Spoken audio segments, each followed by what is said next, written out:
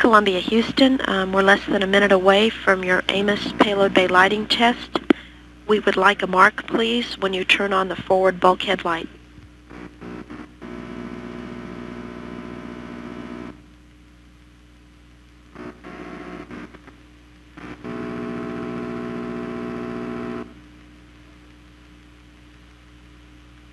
Roger.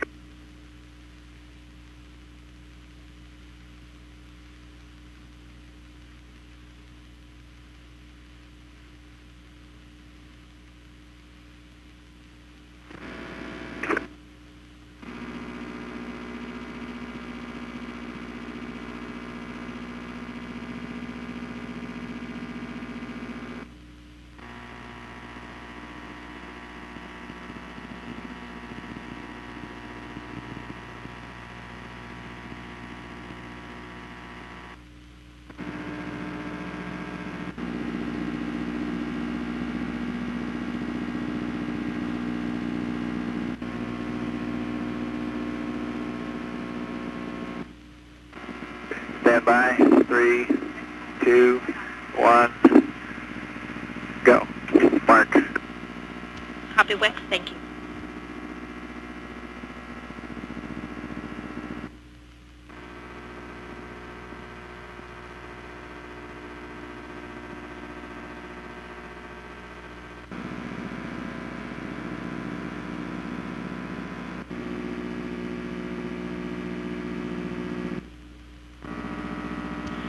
In Columbia, Houston, we have a maneuver for you in order to ensure good KU coverage throughout our press conference when you're ready to copy. Okay, stand by, and also be advised that it appears that the forward bulkheads are not working. Wex, we copy, and we've seen an RPC trip down here. Okay, thanks.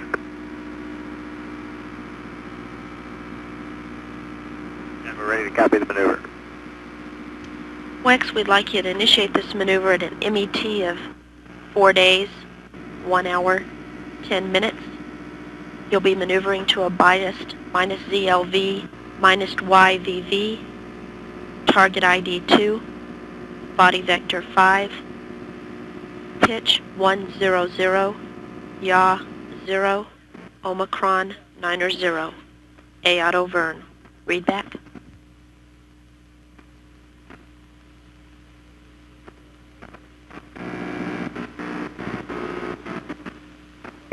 Okay, Houston, at 4 days, 1 hour and 10 minutes, you'd like us to go to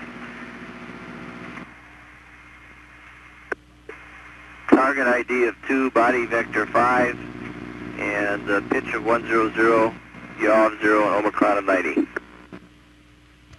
That's affirmed, Dan, and then after the press conference, we'll be returning back to your current attitude. Okay, fine, thank you.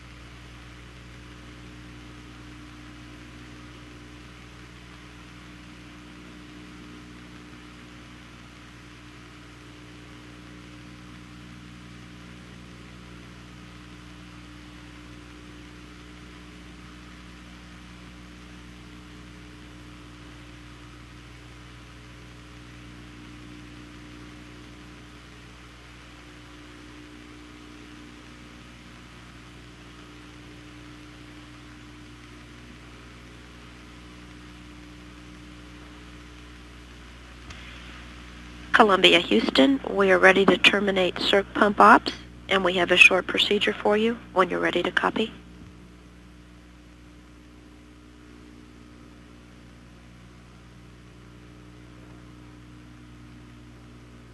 Go ahead.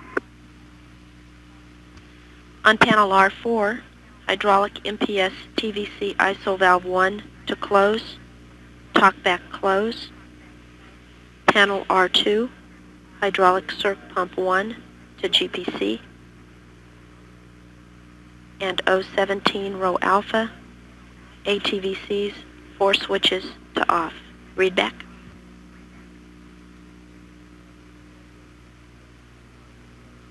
Okay, the MPS TVC ISO number 1 is closed, talkback is closed, hide set pump 1 is GPC, and we'll take the ATVCs off now, all 4.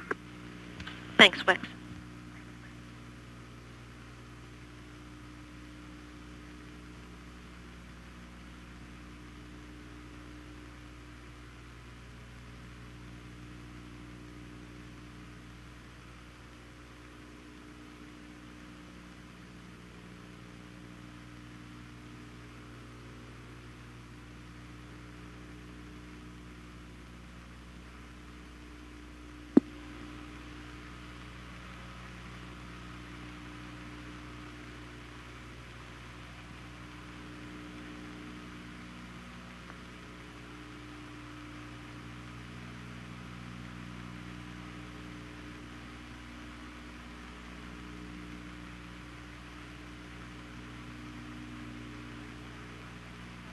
Columbia, Houston, we have good KU coverage. However, due to the proximity of the press conference, you may want to wait and downlink the LDEF playback at a later time.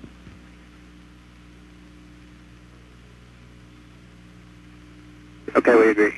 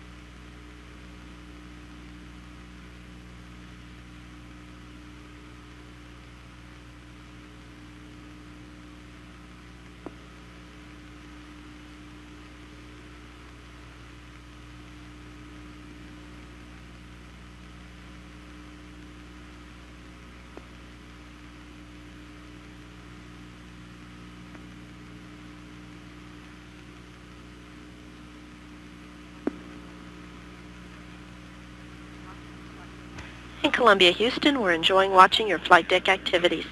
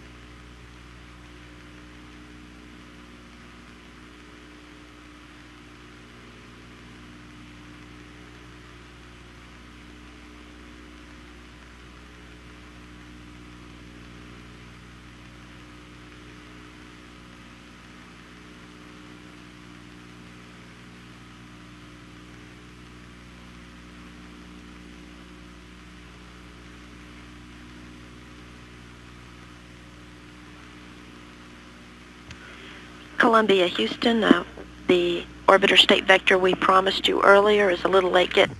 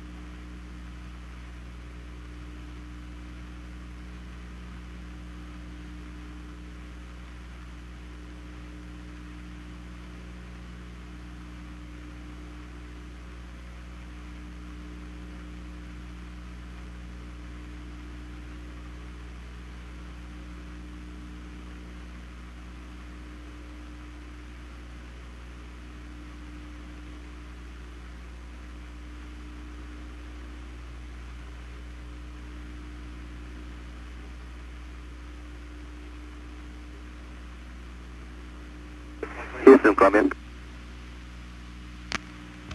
Go ahead, Dan. Okay, just getting a comm check. Dan, we got you loud and clear.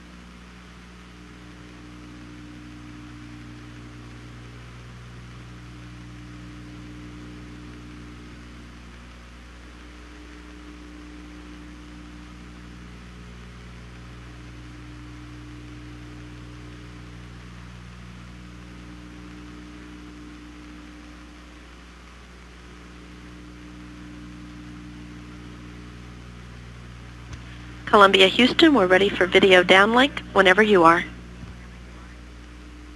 Okay, Houston, it's in command. Have at it. Wilco?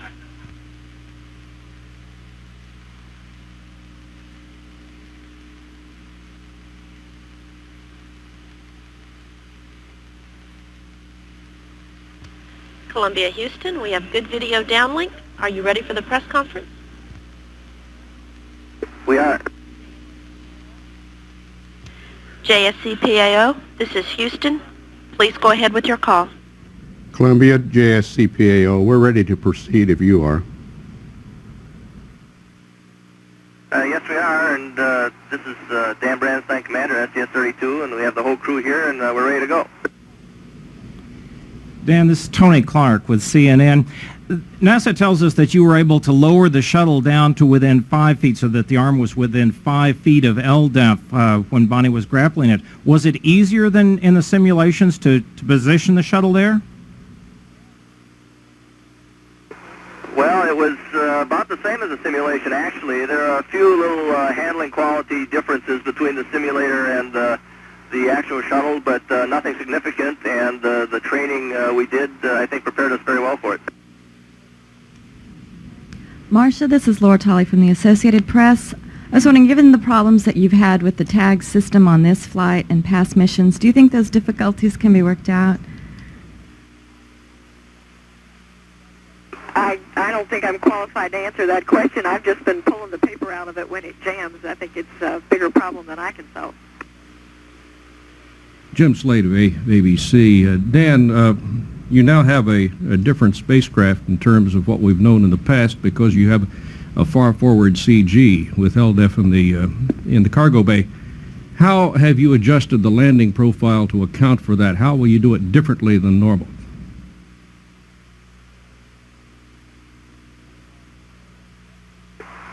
And we've lost the uplink with the voice. That question was cut off halfway through. All right, Dan, you've got a different CG with LDEF in the payload bay. How will the shuttle fly differently, and how will you adjust the landing profile for that? Okay, the question got partially cut off, but I believe it was the effect of what we plan to do with the forward CG as far as landing goes. And we plan to do nothing actually differently. The flight control system in the shuttle is a digital flight control system that pretty much compensates for that. Our only concern is that we get the vehicle on the deck at a reasonable speed, so we don't run out of airspeed when we try to lower the nose. So we plan to land at 205 knots and 185 knots, as with any other mission, get the nose down. So we foresee no problems at all. This is John Getter with KHOU-TV for any of the experienced scientific researchers aboard. When we announced that among LDEF's treasures were going to be literally millions of tomato seeds, and that you were looking for lots of school kids to help in the research after that, we got literally thousands of phone calls, people who want to help and want to be a part of this. I'd like to hear what your response to that is, and also what advice you might have that these kids should think about as they're getting ready to do their own space research.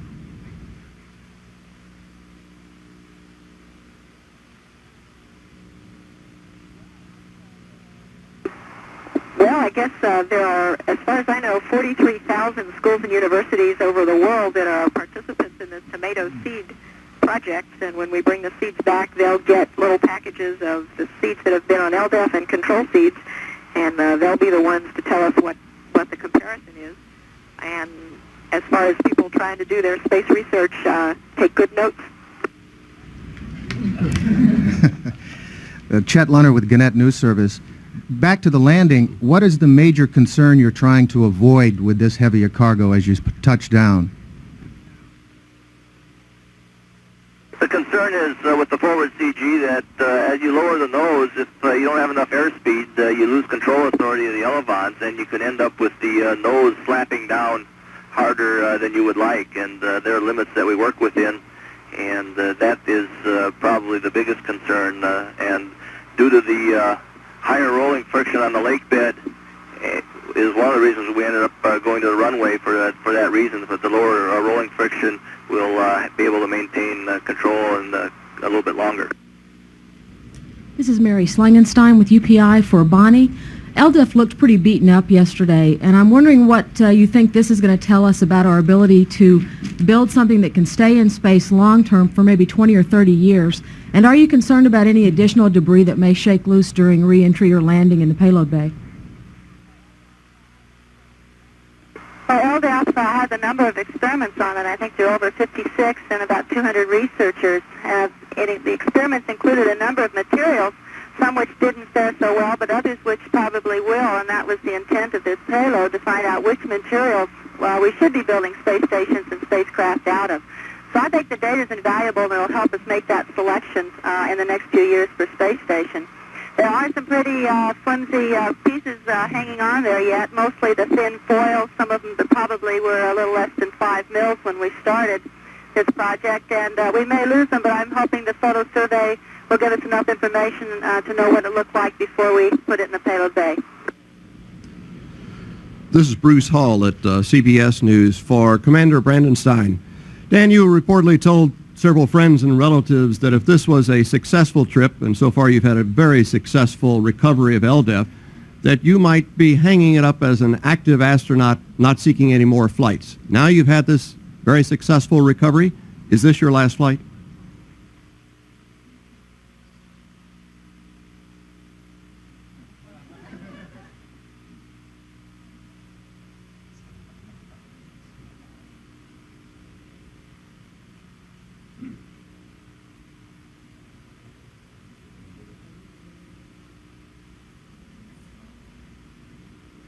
Dick Iuliano from AP Radio for Bonnie Dunbar. You had an alarm going off on the robot arm when you were attempting the grapple yesterday. How much of a hindrance or concern was this to you? And what was the problem? I immediately discounted it as an anomaly that we didn't need to stop for. It sounded more like a tone coming from the speaker. It sounded like the speaker maybe was getting some interference. It did not sound like the tone, and we had no corresponding data such as caution warning messages, alerts, or lights.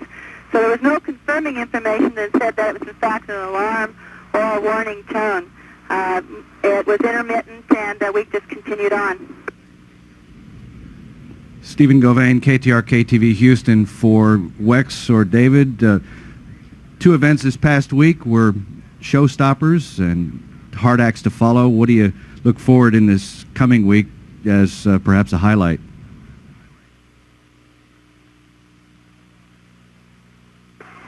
Well, now we've got to get down to work. We've got about 5 more days up here of working on some scientific MIG deck experiments, as well as about 3 or 4 or 5 medical experiments. This is the second longest shuttle mission that we've had so far, so we can do some good material science experiments up here, and we can also get some very good medical data, and that's what we'll be doing mostly for the rest of these 5 days. Jim Asker with Aviation Week. This is for Dan and Wex. Regarding Dan's comments about a little bit of trickiness in tweaking the orbiter along the z-axis, I'm wondering if you were docking the orbiter with a space station today, how would you do it? Would you tweak it along? Would you use the orbiter's arm to grab the space station or the station's arm to grab the orbiter? And do you think this is something that different pilots would want to do different ways?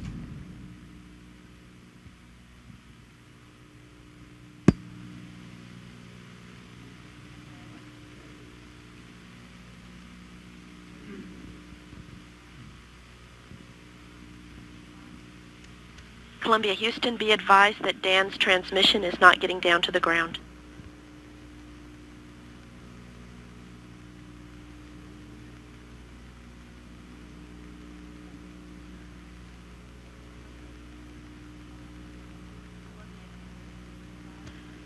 Columbia Houston, be advised that Dan's last transmission did not get down. Okay, we'll try that last one again then.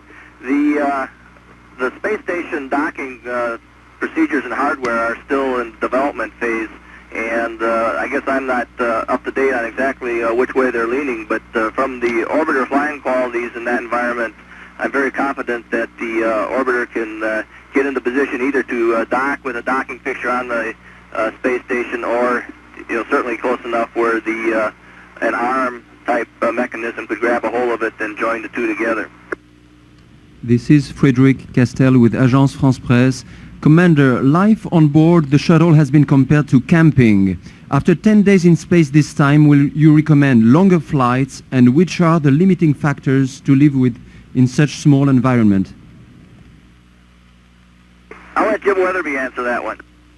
I think probably the limiting factor is the number of rookies that you bring aboard. We have 3 rookies on board this time, and I must say it took us a couple of days to get our feet firmly planted on the ceiling, so to speak, and we still kind of bump around and knock into each other every once in a while. But the old veterans, Dan and Bonnie, are taking care of us. This is Paul Hoverston with USA Today, and a question for Bonnie. Can you describe for us the scene in the cabin once you actually grappled the LDEF? Was there any time for back slaps or handshakes? I think it was very quiet. Unfortunately, pins don't drop up here. And after a few minutes, we knew we had to press. We had a big day still left, but I think we were all very happy and relieved that we'd finally gotten it.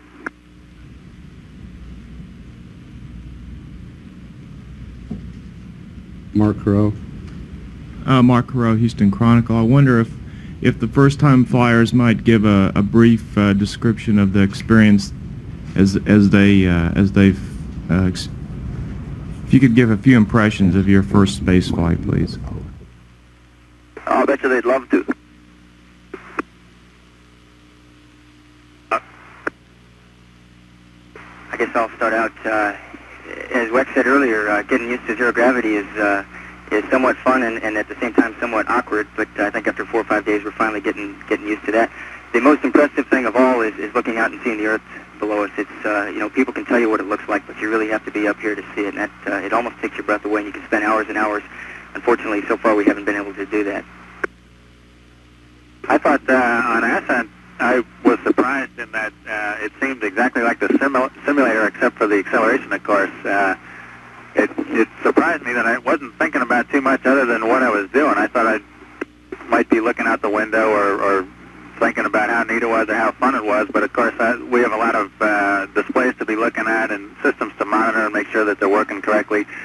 And I wasn't really thinking of anything other than monitoring those systems. The first chance I had to think about what we were really doing was the first time I saw the moon come up, and I looked at it for about 2 seconds and then went back to work. Vic Ratner from ABC Well, my News. standard line is I guess they've said it all, and they sort of have said it all. I guess I get more involved emotionally in everybody else's mission than my own, and I haven't had time so far on this one to just sit back and think about it. But it's pretty neat, actually, to be up here floating around. Vic Ratner from ABC News. Question for Dan Brandenstein. Living for 10 days in those cramped quarters is hardly comfortable. As the commander, what can you do to give your people a little space, a little privacy, any place that somebody can go to just be by themselves? Well, you don't have a lot of flexibility. You said it, it's a cramped space, and one of the things I think that help out a little bit, we try and keep it pretty tidy as best we can, and looking around here in this view, you probably wouldn't think that, but most of the things you see here are cameras that we have out ready to use. But by keeping the mid-deck kind of stowed clear, it gives folks a little bit room to maneuver, and you have the airlock where you can go into every once in a while if you want to be a recluse for a few seconds, and there's not a lot of places to hide or anything, but after working together for a year getting ready for the flight, everybody on the crew gets along very well, and the opportunity to be up here just makes it so good that you don't really have any problems. Stephen Govain, KTRK-TV, Houston. I'm proud to ask a question of the commander for Mrs. Milbrath's 6th grade class in Watertown, Wisconsin. They thank you for the autograph picture, and they also want to know, do you use chlorella as a source of oxygen or food supply? And have you or any of your crew members seen or felt asteroids hitting the shuttle? Well, we get our oxygen from some cryogenic or liquid oxygen in tanks that we carry along with us. And no, we didn't see any asteroids, and or at least not yet. Although when we get LDEF back, we'll certainly be able to. People will be able to see that some micrometeorites have impacted upon it.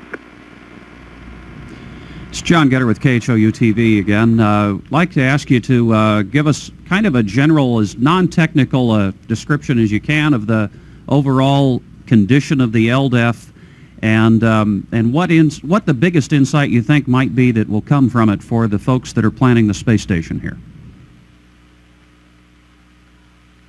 Well, in looking at it, I think we see the biggest change on the leading edge, which was expected. For 5 years, only 1 or 2 rows have really been exposed to the RAM side of the atomic oxygen and so forth.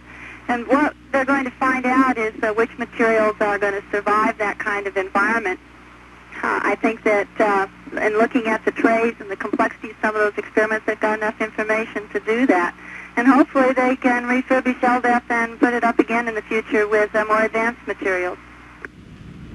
This is Laura Tolley from the Associated Press for the Commander. Since you've had such a successful mission retrieving the LDEF, could you kind of say what that means to the overall space program also? Well, I think retrieving LDEF was just part of making this as a successful mission, but it was a big part, and we're happy it was accomplished. And its contribution is that all of these various types of materials that have been exposed to space for over 5 years will now be studied, and that will give us the capability to design better, more durable spacecraft and space stations in the future.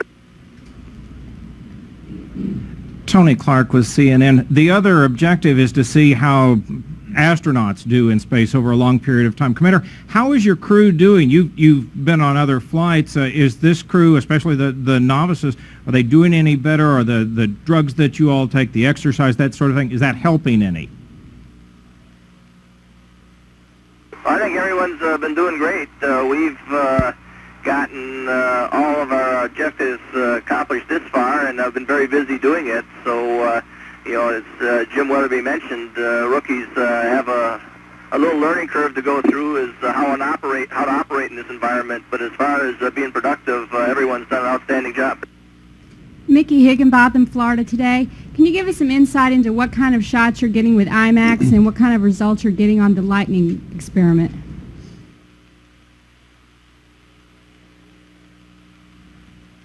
We took some shots of IMAX over Africa yesterday.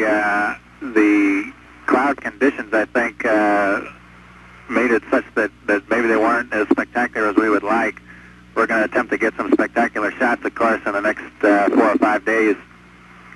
And we'll continue looking for lightning storms. The lightning storms are pretty incredible. The lightning sometimes comes over a large scale. It's not just isolated in one area. You'll see lightning that extends over a period of several miles, and it's pretty interesting. That concludes the conference. Thank you, Columbia. Well, thank you. We enjoyed doing it. And Columbia Houston, thank you. Great job.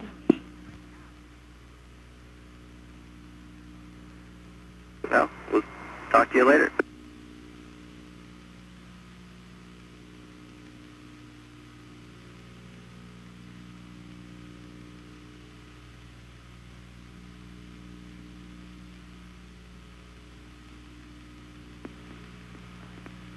And Columbia Houston, be advised, we're looking out the payload bay now.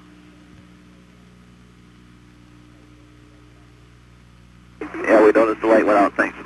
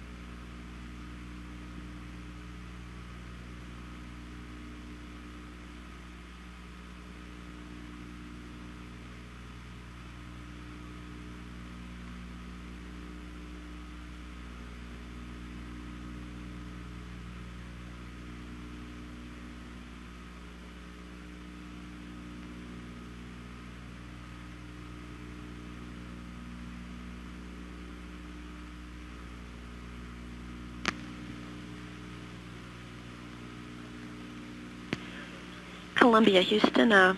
We're looking for a weather report from you. We'd like to know if on our Rev 64 opportunity for our GUIS current, you'll be able to take some photographs given the cloud cover.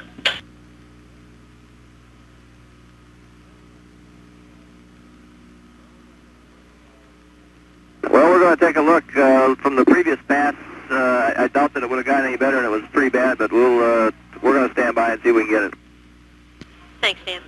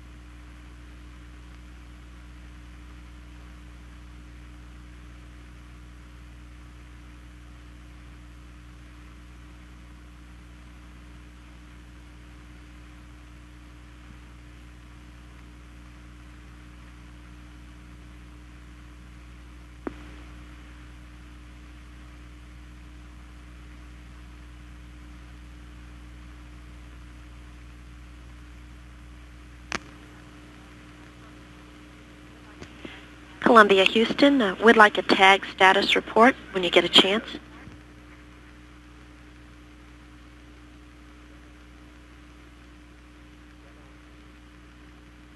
Stand by one, Tammy. Roger, Dave.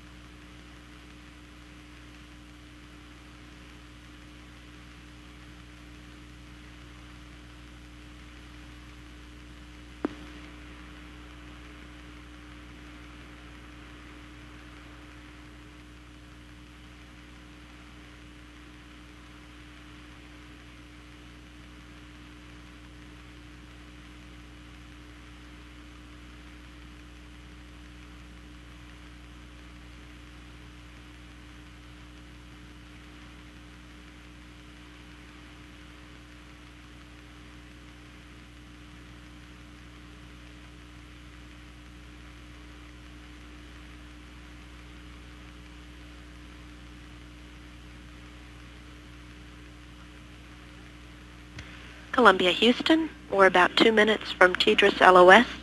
We'll see you on the west side at 203.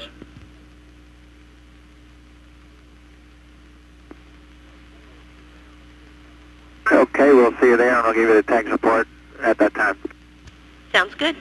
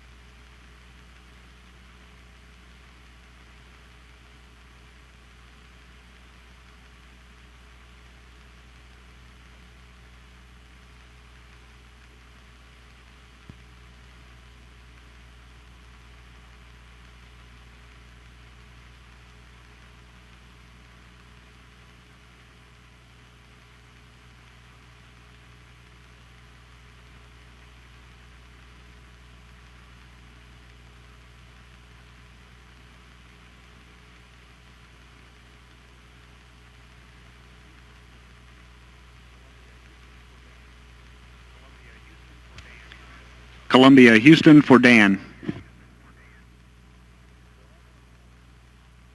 Go ahead. Dan, I have a message for you. It says, "Hi, Dad. Hi, guys. Have the killer tomatoes attacked yet? Love, Adele."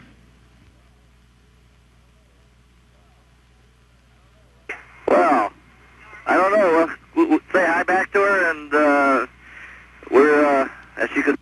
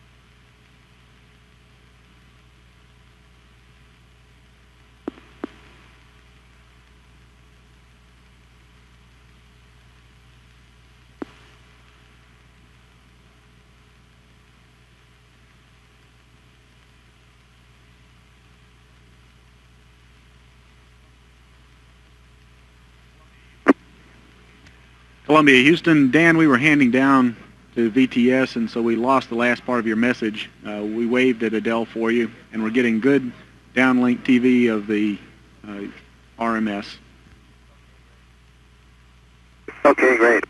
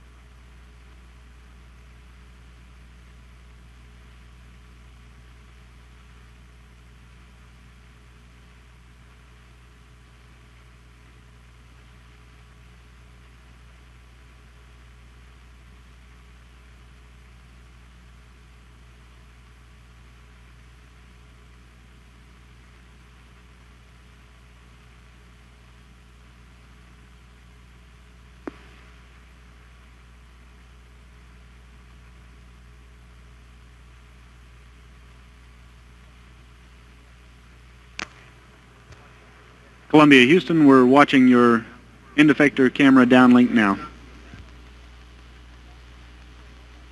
Okay, we'll have something for you to look at in just a sec. Okay, thanks.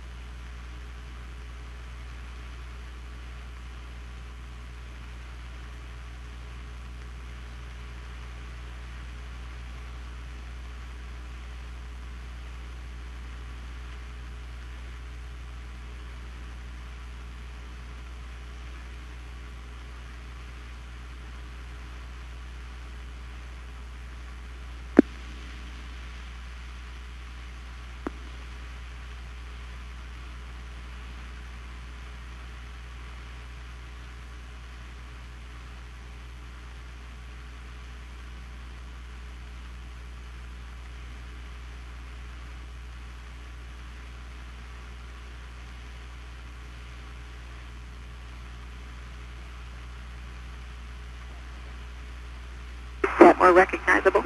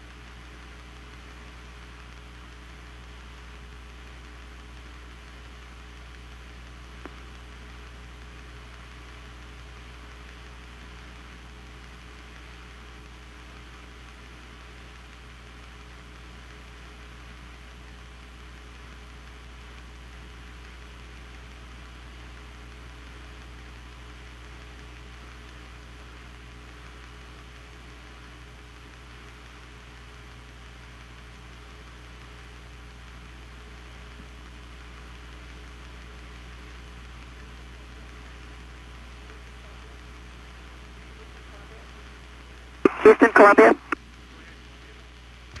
Go ahead, Columbia. We'd like to have our cameras, please. Okay, Marcia, sorry about that. I know you're a little impatient. We'll get there. Roger. Didn't know what was happening.